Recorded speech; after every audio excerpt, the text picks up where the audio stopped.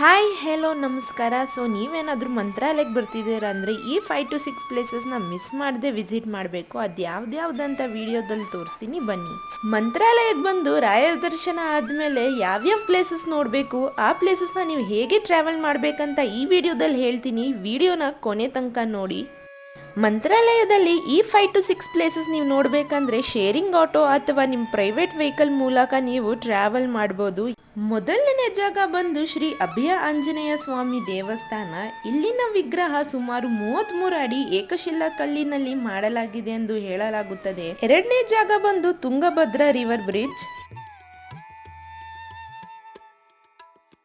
ಮೂರನೆಯದು ಬಂದು ಶ್ರೀ ಅಪ್ಪಣ್ಣಾಚಾರ್ಯರವರು ಕಟ್ಟಿಸಿರುವ ಏಕಶಿಲಾ ಬೃಂದಾವನ. ನಾಲ್ಕನೆಯ ಜಾಗ ಬಂದು ಪಕ್ಕದಲ್ಲೇ ಇರುವ ಶ್ರೀ ಬಿಚ್ಚಾಲಮ್ಮ ದೇವಸ್ಥಾನ.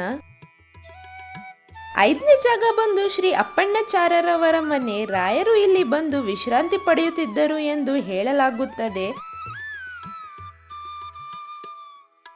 ಆರನೇ ಜಾಗ ಬಂದು ಶ್ರೀ ಪಂಚಮುಖಿ ಆಂಜನೇಯ ಸ್ವಾಮಿ ದೇವಸ್ಥಾನ. ಈ ದೇವಸ್ಥಾನದಲ್ಲಿ ನೀವು ಆಂಜನೇಯ ಸ್ವಾಮಿ ಅವರ ಪಾದ ಕೂಡ ನೀವು ನೋಡಬಹುದು. ಏಳನೆಯ ಹಾಗೂ ಕೊನೆಯ ಜಾಗ ಶ್ರೀ ಪಂಚಮುಖಿ ಆಂಜನೇಯ ಸ್ವಾಮಿ ದೇವಸ್ಥಾನದ ಪಕ್ಕದಲ್ಲೇ ಇರುವ ಶ್ರೀ ಲಕ್ಷ್ಮೀ ದೇವಸ್ಥಾನ.